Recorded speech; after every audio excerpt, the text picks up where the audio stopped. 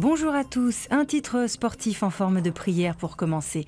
N'ayez pas peur, dit en une l'équipe s'adressant à des Bleus qui affrontent ce soir la Biélorussie pour les qualifications au Mondial 2014. Avec un « Réveillez-vous » aujourd'hui en France Le Parisien à la dent un peu plus dure. Le quotidien revient aussi sur le projet de loi Duflot qui veut limiter les hausses de loyer dès 2014. Les propriétaires, eux, sont contre et vont partir à l'assaut de ce projet. Interviewée par Métro, la ministre du Logement affirme qu'elle restera ferme face à des lobbies mus uniquement par l'appât du gain.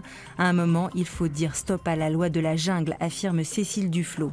Des gains, François Hollande semble trop en offrir aux patrons. C'est du moins l'avis de Libération. Pour le journal, le chef de l'État s'éloigne de son programme de gauche en multipliant les cadeaux au patronat au détriment des ménages.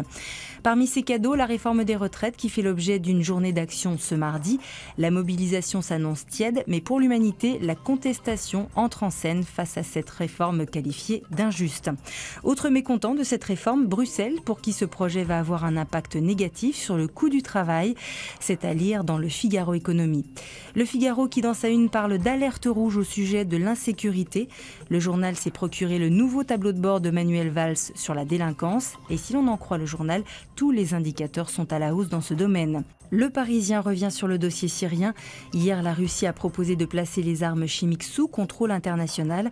Mais dans les coulisses de la diplomatie française, on reste très sceptique sur cette proposition, perçue comme une manœuvre destinée à déstabiliser le Congrès américain.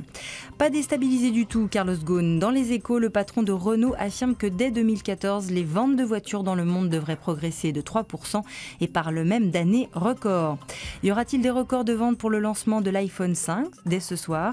Ce serait bien pour la marque à la pomme qui cède du terrain à son rival Samsung sur le marché des smartphones, d'où le titre de Libération qui parle d'Apple aux armes.